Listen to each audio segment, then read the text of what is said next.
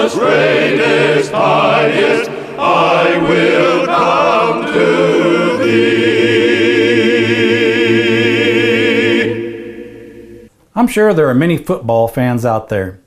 Now, if you're going to have a good football team, you got to have a good offense, and you got to have a good defense.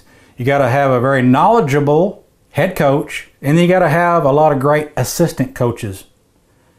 Now, if you just had a team that just had a good defense, you might keep the other team from scoring, but you're not ever going to score because you don't have an offense. You're not going to be able to push forward. And if you just have a team that had a great offense and no defense, you might score a lot, but then when it's the other team's turn, they're just going to run right all over you. And if you don't have a head coach that knows what he's talking about, then the team's going to be in trouble as well. And those assistant coaches that are relaying all the information that the head coach wants them to know, if they're not doing their job properly, again, the team's not going to do very well. Now you take and relate this example to that of the church. In the church, we also have to have a strong offense and a strong defense. And we got to have a great head coach. And guess who our head coach is? It's Jesus Christ. The assistant coaches, I'm going to say, are the elders. And they're going to help relay what the head coach wants us to do from his word. We could say the playbook. And they are going to do their best to try to motivate the team, that is all Christians within the church, to do exactly what they're supposed to do.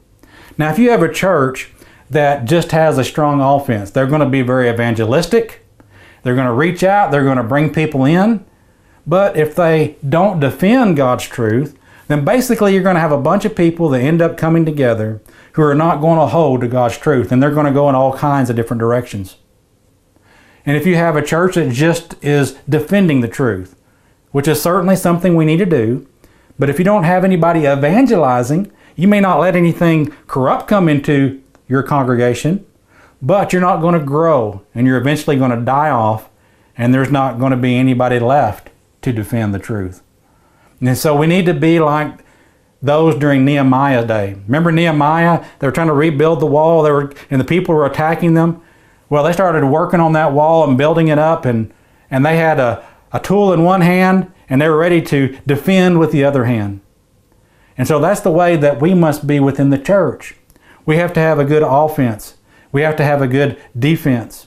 We got to have a good eldership that's following the instructions of Jesus Christ and His Word.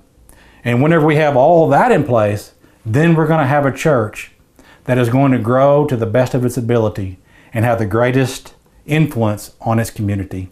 So let us learn from that example from the football teams to be able to understand that we got to have that same principle in place to make the church be successful within our areas.